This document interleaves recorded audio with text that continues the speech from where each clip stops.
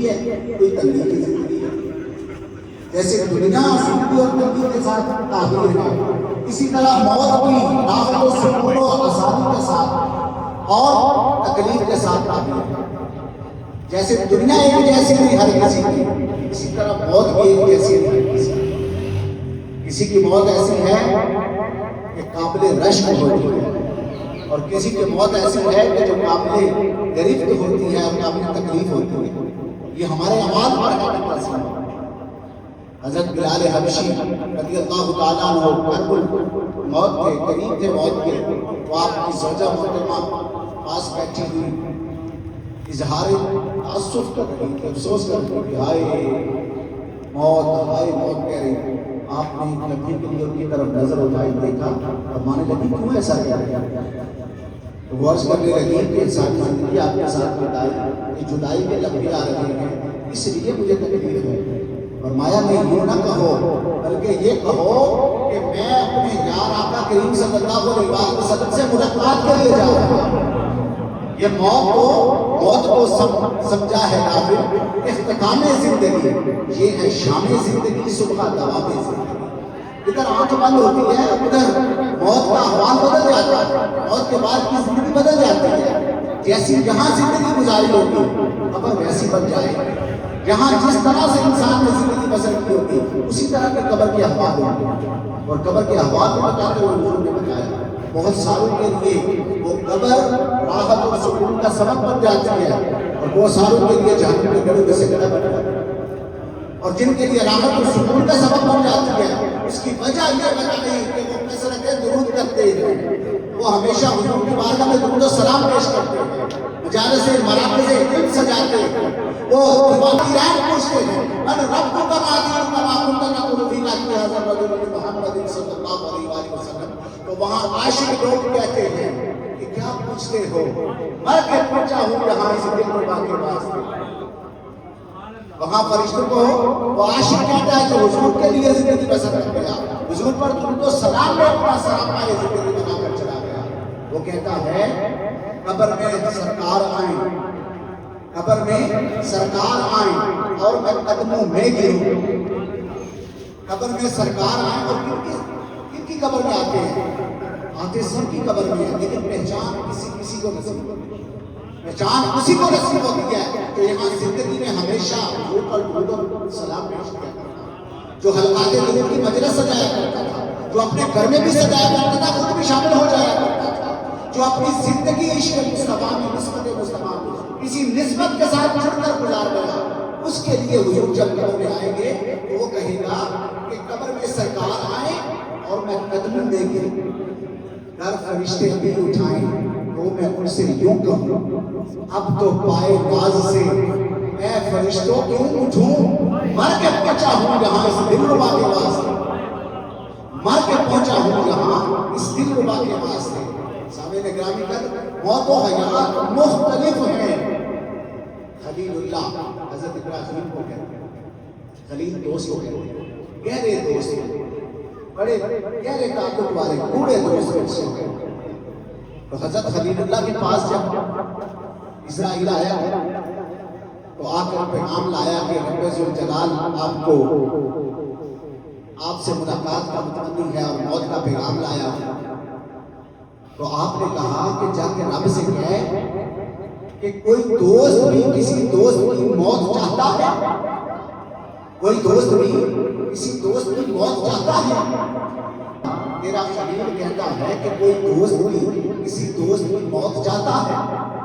رب نے فرمایا اسرائیل پھر پلٹ جا اور جا کر میرے خلیل کو کہے کوئی یار بھی یار سے جدائی چاہتا ہے. جب کوئی یار بلائے تو وہ یار آنے سے انکار کرتا ہے. جب وہ لے کر پیغام آئے خلیل اللہ نے کہا کہ لے جا، اب مجھے لے جا، اب مجھے یار سے یار کو ملا دے، اب یہ موت کا سبب ہے وہ پہنچا دے. سامعین گرامی قدر موت و حیات جدا جدا ہے. اور پھر زندگی اور موت کا کیا کہنا ہے؟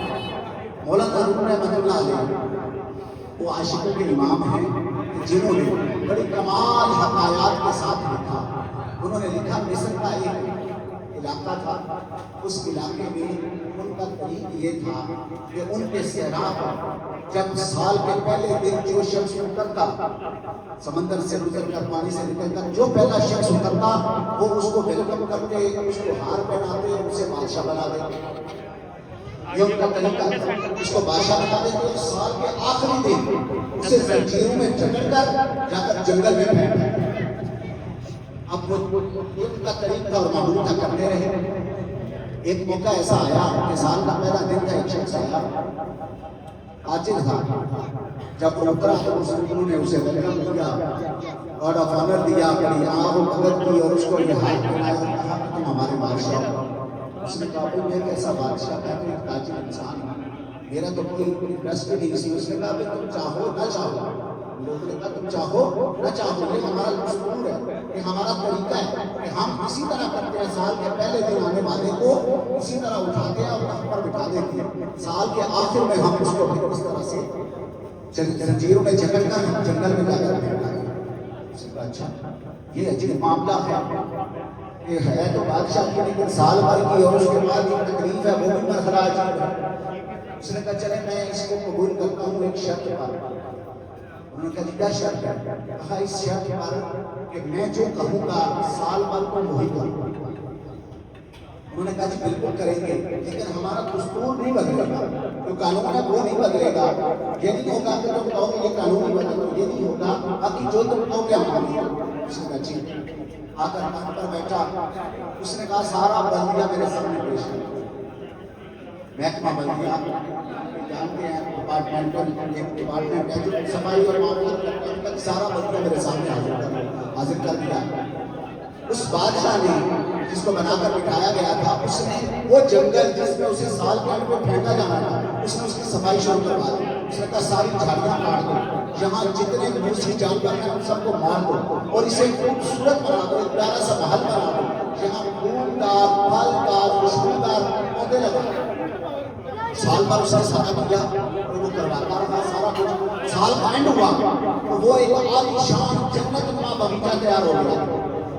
اب جب سال کا اینڈ ہوا تو انہوں نے اسی طرح اس کو جھگڑنا چاہا، پکڑنا چاہا۔ اس نے کہا مجھے نہ پکڑو، میں خود چل کے جاتا ہوں، میں خود چل کے جاتا ہوں اس کے گھر۔ اور چل کے گیا، مولانا روم نے اس حکایت کے ذریعے سمجھایا کہ اے غافل انسان، اس تاجر جتنا تو بن جا کہ جس نے غفلت کے ساتھ آنکھ بند نہیں کی، سال بھر دنیا میں عیش و عشرت نہیں رہا، اس منصب کو انجوائے نہیں کرتا رہا اور اسی میں کھویا نہیں رہا، بلکہ اس کو سال کے اینڈ پر جو انجام تھا اس کی فکر لگی، اس فکر میں کھویا رہا، مایا رہا، اور الٹیمیٹ انجام جب ہوا تو وہ ایک جنت کے باغیچے میں پہنچے۔ یعنی انسان کو غفلت سے جلانے کے لیے آپ نے یہ کہیں کا بتایا کہ اے انسان غفلت سے جا، تیرا انجام کی موت ہے، تجھے بھی الٹیمیٹ اس دنیا سے جانا ہے، مگر جس طرف جانا ہے، جس طرف جانا ہے اس کا فکر کر، اس کی تیاری کر۔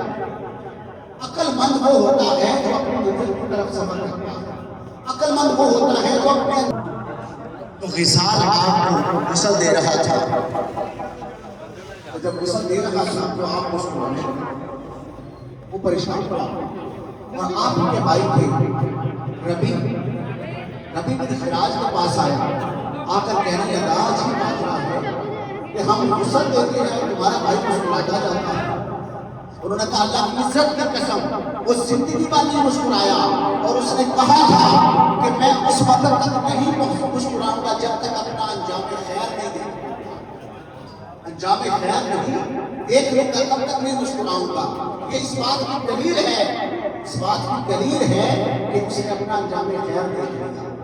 یہ چرچا ہوا، علاقہ بھر میں پتہ چلا لوگوں کو، جب پتہ چلا تو منادی ہوئی، لوگ سارے جمع ہو گئے، لوگ جب آ گئے۔